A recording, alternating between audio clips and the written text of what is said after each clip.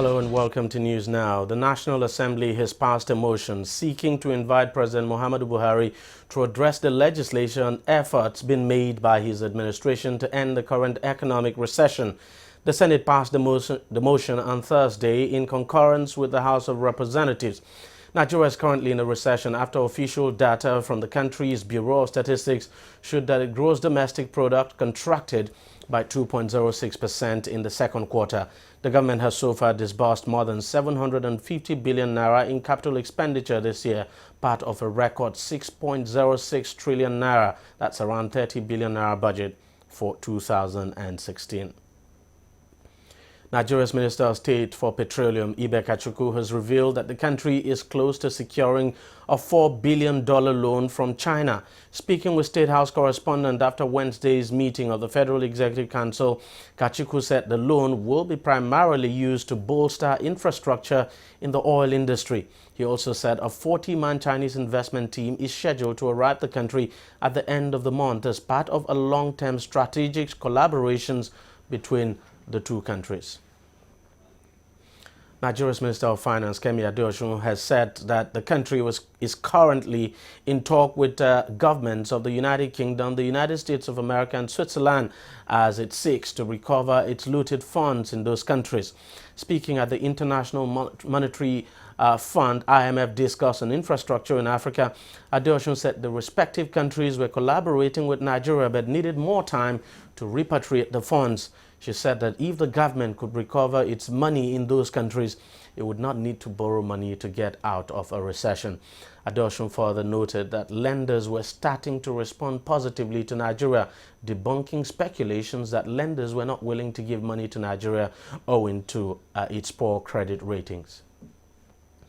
Nigeria's Chief of Army Staff, Lieutenant General Tukur Buratai, says the Nigerian Army will go ahead with its 2016 Sports Festival despite the insurgency in the country's northeast region. The 2016 Nigerian Army Sports Festival is an 8-day event scheduled for the Abuja National Stadium from October 8 to 15, 2016. Speaking during a press conference in Abuja ahead of the event Wednesday, Buratai said the Army would celebrate its sports festival because it was confident it had made progress in the battle against the insurgents. The Army Chief said the scheduled events would help boost the physical fitness, development and mental well-being of the Nigerian Army personnel. One beauty of that is sports when we are fighting, So, I give them the answer that yes, we are fighting, but that will not preclude us from, find out other professional colleagues, to promote the security for which will further also, to make them to fight better, to train better. We pay emphasis on our physical and mental development, and with this course, the physical training, we develop both physical and mental capacity of the individual officer and soldier. So, at least we have progressed. We are definitely showing that the war is not a distraction to us to be able to do all our other things, unlike before when we abandoned even the basic training in units in the training school, and basic regimentations were abandoned, even where those were not, or unit applications were not directly involved in the fight. So many things have been stopped. But now we want to show that things are stabilized, and we have initiative, and we have won and defeated the Boko Haram.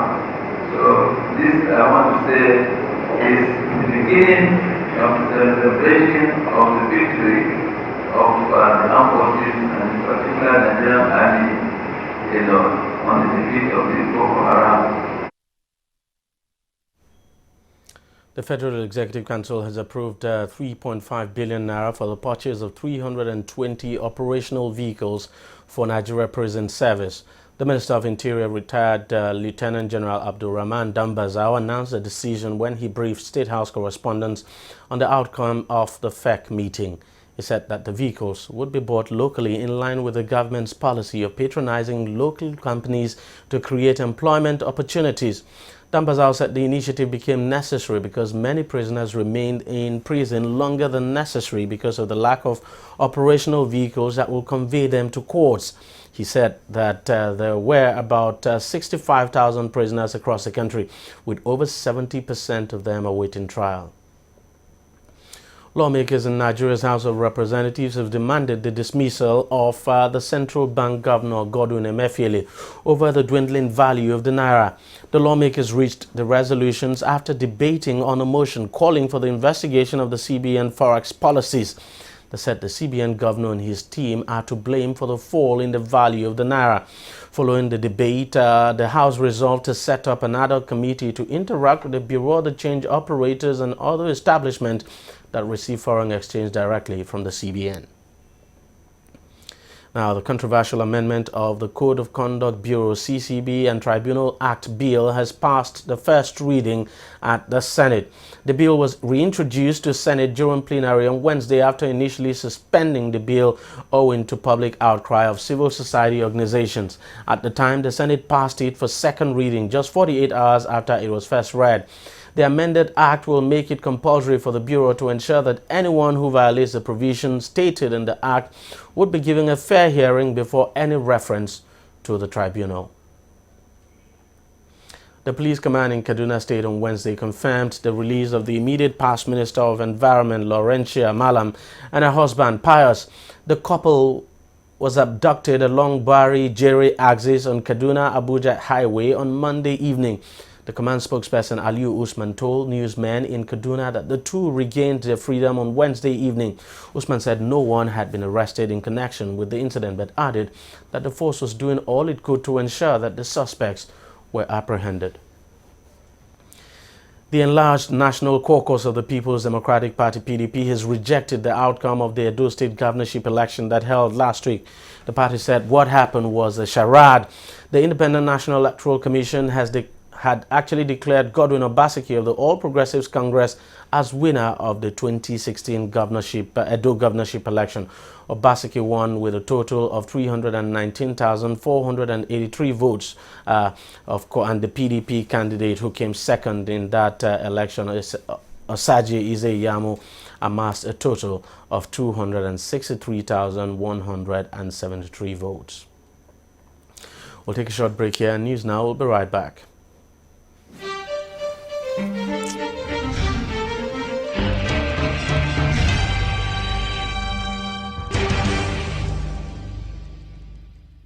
Corruption not in my country.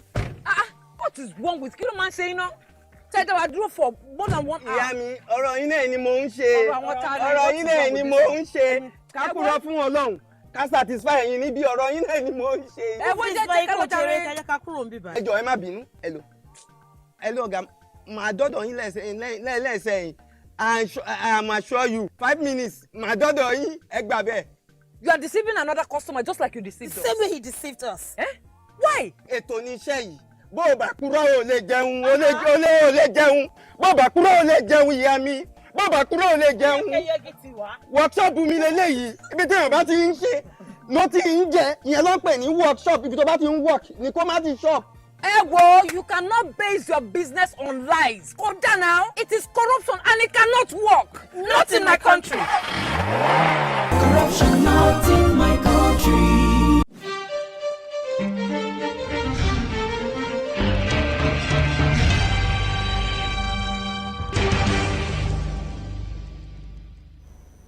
Welcome back. The Central Bank of Nigeria has warned that dollar scarcity will persist until the end of the year.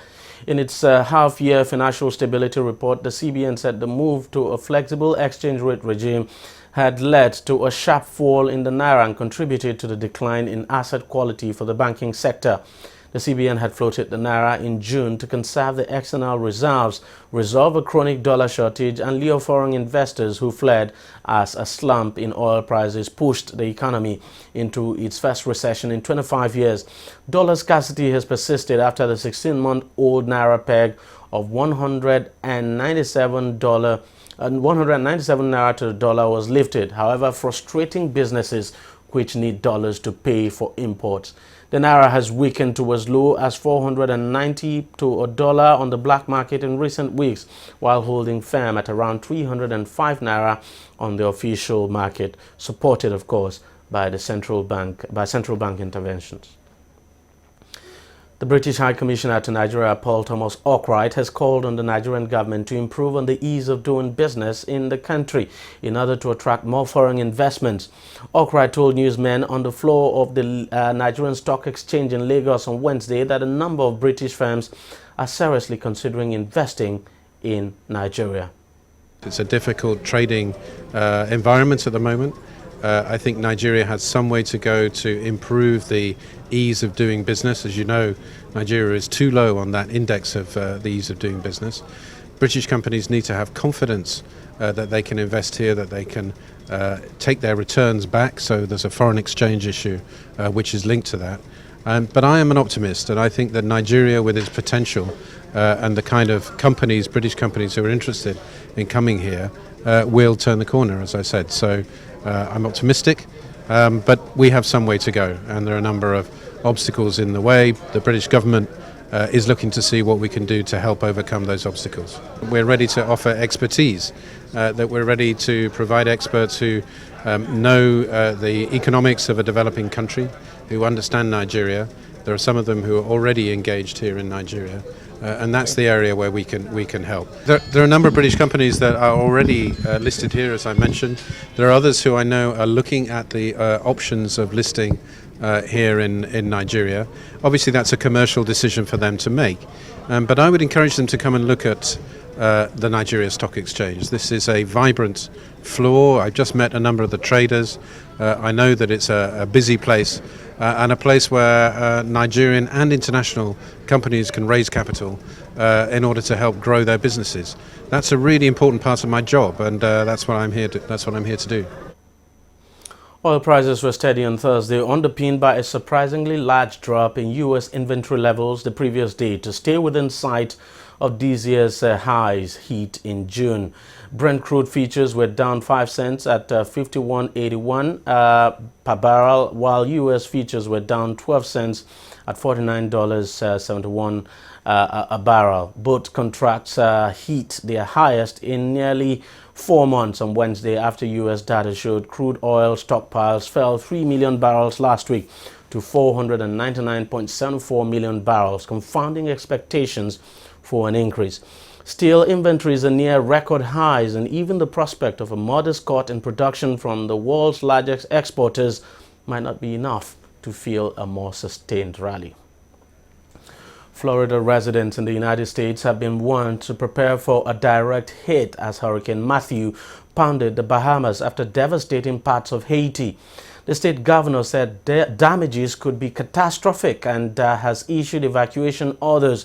Matthew, with winds of 205 kilometers an hour, is expected to strengthen and hit Florida as a Category 4 storm. U.S. officials say it has swept across the Caribbean, with the worst of the damage in Haiti.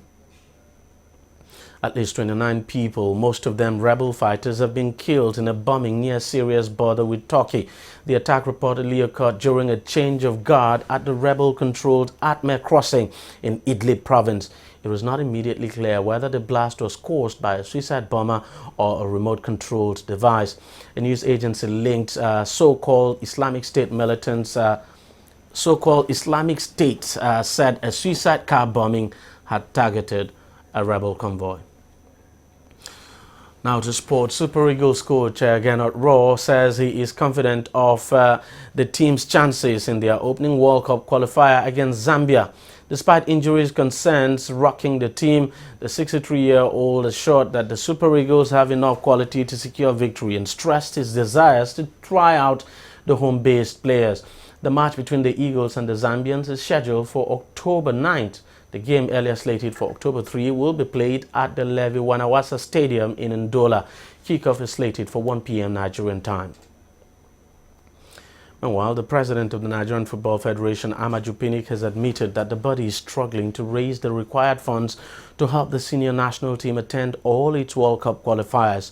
Speaking while appearing before the Senate's Committee on Sports, Pinnick said the NFF was still sourcing for sponsors to help reduce its financial troubles. He, however, assured that the body had concluded arrangements to take the Eagles to Zambia for its first World Cup qualifier on Sunday. Former Cameroon international Rigobert Song has been flown from Cameroon to France for further treatment after coming out of a 2-day coma. The 40-year-old was admitted to Yaoundé Central Hospital on Sunday after falling unconscious. On Tuesday, he waved to fans outside the Yaoundé Emergency Center as he was taken away to the airport. Yaoundé Emergency Center Director Dr. Louis Jos Bitang Al-Mafrog said Song had suffered a cerebral hemorrhage. Well, we wish that guy a speedy recovery. That's it in news now for now. Continue to stay tuned to TV360.